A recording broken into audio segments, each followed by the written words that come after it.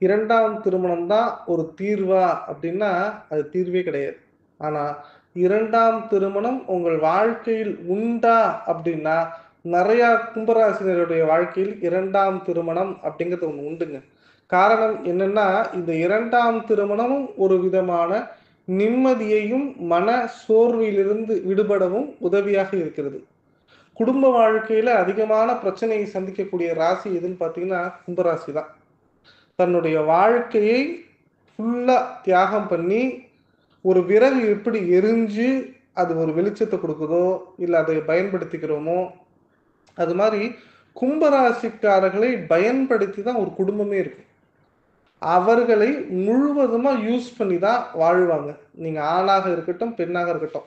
உங்க கணவன், உங்க அப்பா, அம்மா, உங்க கூட பொறந்தவங்க, உங்க பசங்க எல்லாருமே உங்கள யூஸ் பண்ணிப்பாங்க. உங்க பணம், உங்கள் உடம்பு, உங்களுடைய செயல் எத பத்தி கவலைப்பட மாட்டாங்க. அவங்களுக்கு தேவை அன்றைய நிமிட சந்தோஷம். அதற்காக என்ன செய்யணுமோ இறங்கி செய்வாங்க. வாழ்க்கையில கும்பராசிக்காரர்கள் மாரி பொறந்துறவே கூடாது.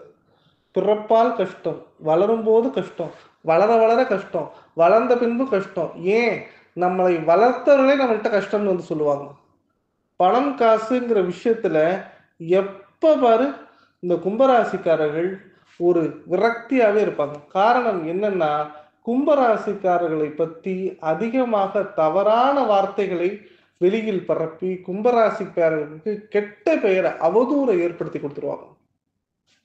கும்பராசிக்காரர்களே, யாரும் சொல்லாத ரகசியம் அப்படிங்கிற கான்செப்ட்ல உங்களுக்கு 2ஆம் திருமணம் ஏன் நடக்குது?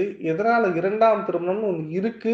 அப்படிங்கிறத டீட்டெயிலா இந்த வீடியோல சொல்றேன். கண்டிப்பா தெரிஞ்சுக்கோங்க. ஏன்னா, இப்ப கோச்சாரத்துல 7ஆம் இடம் அப்படிங்கிற கலத்திர ஸ்தானத்துல கேது வராரு. இந்த கலத்திர ஸ்தானத்தில் கேது வருவது கண்டிப்பாக திருமண வாழ்க்கையை ஒவ்வொரு கும்பராசினர்களுக்கும் ஒரு சின்ன ஊசலான் ஏற்படுத்தும். காரணம் என்ன அப்படின்னு பார்த்தீங்கன்னா, அதுவும் உங்க ஜென்ம ஜாதகத்துல லக்னத்திலேருந்து 7ஆம் இடத்துல உங்களுக்கு கேது இருந்து, கோச்சாரத்துல 7ல கேது வரும்போது, கண்டிப்பா குடும்ப வாழ்க்கையை பேலன்ஸ் பண்ணி போறதே பெரிய சாதனையா இருக்கும். நெறையா பேருக்கு இந்த இடத்துல என்ன ஆகும்னா, புதிய நபர்களின் வருகை, புதிய நபர்களின் பழக்கவழக்கங்கள், வாழ்க்கையில ஒரு கிளியரான முடிவு, வாழ்க்கையில நம்மளுக்கு எது செஞ்சா சரியா இருக்குங்கிற ஒரு யோசனை, சிந்தனை, புத்திசாலித்தனம் எல்லாமே வந்துரும். ஏன்னா, இப்ப கும்பராசிக்காரங்களா இருக்கீங்க. உங்களுக்கு வயசே 50 ஆயிருச்சு. வாழ்க்கையில 25 வருஷம் ஆயிடுச்சு சார் திருமணம் ஆகி. எனக்கு 2 குழந்தை பொறந்துருச்சு சார்ன்னு சொல்லி, நீங்க மனச தேத்திக்கவே முடியாது. ஆனா, இதில் அனைத்து இடங்களிலும் நீங்க சந்தோஷமா இருக்கீங்கன்னா, சந்தோஷமா இல்லையே!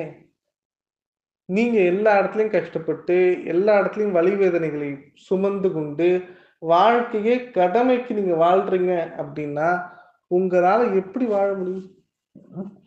கும்பராசிக்காரங்கள பொறுத்தவரைக்கும், ஒரு விஷயம் தான் ரொம்ப ரொம்ப மோசமான விஷயம். என்ன அப்படின்னு பார்த்தீங்கன்னா, தன்னுடைய வாழ்க்கையை சரியாக தன்னால் அமைத்துக் கொள்ளவே முடியாது. ஒவ்வொரு நாளும் போராடுவாங்க. அட்ஜஸ்ட் பண்ணி போயிடலாம், சரி பண்ணிடலாம். ஏதான ரூபத்துல நம்ம இந்த பிரச்சனைய சால்வ் பண்ணிடலாம்னு நெனைக்கிறவங்களுக்கு, திருப்பி திருப்பியும் பிரச்சனைகள் தொடர்ச்சியா வந்துட்டே இருக்கும்.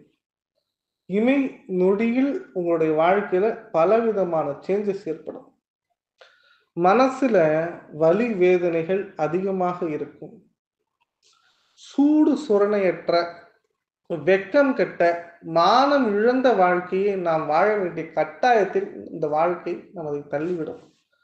நெறைய கும்பராசிக்காரங்க வாழ்க்கையில 3 விஷயத்துல ரொம்ப ஃபீல் பண்ணுவாங்க. முதல் விஷயம் என்ன தெரியுமா? தன்னுடைய தாய் தகப்பனரே தன்னை புரிந்து கொள்ளாமல் இருப்பது. காதலித்த நபர் நம்மளை ஏமாற்றுவது. கட்டின கணவனோ, மனைவியோ நம்மளை அடிமையாக ட்ரீட் பண்றது. அதுவும் பணம், நகை, காசு இதெல்லாம் போனா போகட்டும்.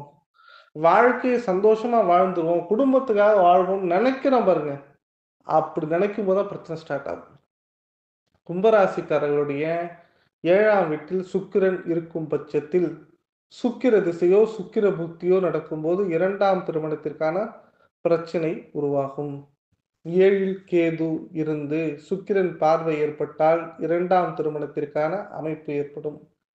அதே மாரி சுக்கிரன், கேது, செவ்வாய் இதுல ஏதாவது 2 கிரகம் சேர்ந்து 7ஆம் இடத்திலேயோ லக்னத்திலேயோ இருந்தா கண்டிப்பா 2ஆம் இடத்திற்கான பலம் குறைந்து 2ஆம் திருமணத்திற்கான அமைப்பு ஏற்படும். 11ஆம் இடத்தில் சூரியன், சுக்கிரன், கேது, சூரியன், சுக்கிரன், செவ்வாய் இருக்கும் பட்சத்தில் 2ஆம் திருமணத்திற்கான அமைப்புகள் ஏற்படும். அதே மாரி இன்னொரு விஷயம் சொல்றேங்க. கும்பராசிக்காரர்கள்ல ஒரு சிலருக்கு மட்டும் சனி பகவான் உச்சம் பெற்று, சுக்கிரன் நீச்சம் பெற்றால் 2ஆம் திருமணம் இல்லங்க, 3ஆம் திருமணம் கூட போகும். அந்த நம்பி வாழ்க்கையில நம்மள ஒருத்தங்க நம்பி வெளிநாட்டுக்கோ, ஒரு திருமணத்திற்கோ, திருமணம் கடந்த ரகசிய உறவிலோ, இல்ல நம்ம மனதை கவருகின்ற நபரிடம் பேசிட்டு இருக்கோம் அப்படின்னா, எதுலயுமே உண்மை இருக்காது. எல்லாமே ஏமாந்துட்டு இருப்போம். ஒரு சைடு பணம் காசு குடுத்து ஏமாறுவோம், ஒரு சைடு வாழ்க்கைய குடுத்து ஏமாறுவோம், ஒரு சைடு உடம்ப குடுத்து ஏமாறுவோம். ஒரு இடத்துல நம்ம வாழ்ற வாழ்க்கை அவங்களுக்கு தாங்கிறத புரிய வைக்கிறதுக்காக போராடுவோம். கும்பராசிக்காரர்கள் தன்னுடைய வாழ்க்கையில் சரிசமமாக ஒரு நாள் கூட கன்டினியூவா நிம்மதியா இருந்தா சரித்திரமே கிடையாது. குடும்ப வாழ்க்கையில அவ்வளவு பிரச்சனை சந்திச்சு கொண்டு வாழ்ந்துட்டு கொண்டிருக்காங்க. ஸோ இந்த 2ஆம் திருமணம் கும்பராசிக்காரர்களுக்கு ஒரு சில ராசிக்கு 40 வயசுக்கு அப்புறம் தான் 2ஆம் திருமணம் ஏற்படும். ஒரு சில பேருக்கு 35 வயசு. ஆனா 25 வயசுலயே ஒரு 2ஆம் திருமணம் ஏற்படக்கூடிய ராசி அப்படின்னு பார்த்தீங்கன்னா, கும்பராசி தான். 18 வயசுலயே காதல் தோல்வி அடைஞ்சு 2வது காதலையும் தோல்வி அடையுனா, அதுவும் கும்பராசி தான். கும்பராசிக்கு நல்லா கூட பழகுறவங்க தான் ஏமாத்துவாங்க. அதுவும் அவங்க எப்படி தெரியுமா ஏமாத்துவாங்க? முதுகுல குத்த மாட்டாங்க. தெரியாமலாம் குத்த மாட்டாங்க. நெஞ்சில நேரா வந்து ஆசை வார்த்தை கூறி, இவங்க தான் நான் தான் உன்ன குத்துறேன்னு சொல்லியே குத்துவாங்க. அவ்வளவு ஒரு வாழ்க்கையை கொடூரமாக மாற்றக்கூடிய நபர்கள் உங்கள சுத்தி இருக்காங்கன்னு சொல்லலாம். நீங்க ஒரு ஏமாளி மாதிரிங்க. உங்களை சுத்தி இருப்பவர்கள் அனைவரும் நம்பிக்கை துரோகிகள், பச்சோந்திங்க. உங்கள வாழ்க்கையில ஒரு பவுன் நகை, ஒரு வேள சாப்பாடு, ரூ. 1 காசுக்கு ஆசைப்பட்டீல, ஆனா இந்த 3மே உங்கள்ட்டருந்து எதிர்பார்ப்பாங்க. இன்னமும் வெளிப்படையா ரொம்ப ஓப்பனா சொல்றேன். கும்பராசிக்காரர்கள் வீட்டுக்குள்ள வர்றது அப்படின்னு பார்த்தீங்கன்னா, ஒரு செக்கு மாடு வீட்டுக்குள்ள வர்றா மாரி. உங்களை அடிமையாக்கி, உங்களுடைய உத்வேகத்தை குறைத்து, உங்கள் சூட்சமங்களை எல்லாம் குறைத்து உங்களை ரொம்ப கேவலமாக்கிடுவாங்க. ஆனா கும்பராசினியர்கள இன்னொரு விஷயம் சொல்றேன் தெரிஞ்சுக்கணும். புதன் உங்க ஜாதகத்துல பலமா இருந்து, சுக்கிரன் பார்வை, சுக்கிரன் கூட இருக்கும் பட்சத்தில், இல்ல சுக்கிரனோட நட்சத்திரத்துல சாரம் வாங்கிச்சுன்னா, நிரூபிக்கிறேன். உங்க வாழ்க்கையில உங்கள யாராலயும் ஏமாத்தவே முடியாது. உங்கள்ட்ட மாட்டிக்கிட்டவன் செத்தான். அதே மாரி சுக்கிர பலம் பெற்று, புதனும் பலம் பெறும் பட்சத்தில், உங்களுக்கு வர பேரு உங்க கண்ட்ரோல்ல இருக்கும். நீங்க நெனச்ச போதெல்லாம் லைஃப்ப மாத்திக்கலாம். மாத்திக்கலாங்கிறத விட, வாழ்க்கைய உங்களுக்கு புடிச்ச மாரி வாழ்ந்துக்கலாம். அதே மாரி சூரியன் பலமாக இருந்து, சுக்கிரன் பலமாக இருந்து, செவ்வாயும், சுக்கிரனும் பரிவர்த்தனை இல்ல செவ்வாயும், சுக்கிரனும் சேர்ந்து இருக்கும் பட்சத்துல, அரசாளும் யோகமே உங்களுக்கு கிடைக்கும். அதாவது திருமண வாழ்க்கையினால உங்க வாழ்க்கை சடனா தூக்கி விடும். அதே நேரத்துல ராஜாவுக்கு ஈக்குவலா வாழ்றதுக்கான அமைப்பும் ஏற்படும் அப்படின்னு சொல்லலாம். பட் என்ன இருந்தாலும் கோச்சாரத்தில் உங்களுக்கு 7.5 சனி நடக்கும்போது, கேது 7ல வரும்போது, 2ஆம் திருமணம்ங்கிற ஒரு நெசசிட்டியா கொண்டு போய் விடுறதுக்கான வாய்ப்புகள் அதிகம். ஸோ கவனமா இருங்க. பரிகாரம் செய்யுங்க. திசாபுத்திய பார்த்துக்கோங்க. உங்களுக்கு ஜாதகம் பார்க்கணும், கன்சல்டேஷன் பண்ணா என் நம்பருக்கு கால் பண்ணுங்க. முடிந்தவரை வாழ்க்கையை நிறுத்தி நிதானமா யோசிச்சு வாழுங்க. அவசரப்பட்டு எந்த முடிவும் எடுத்துறாதீங்க. நன்றி, வணக்கம்.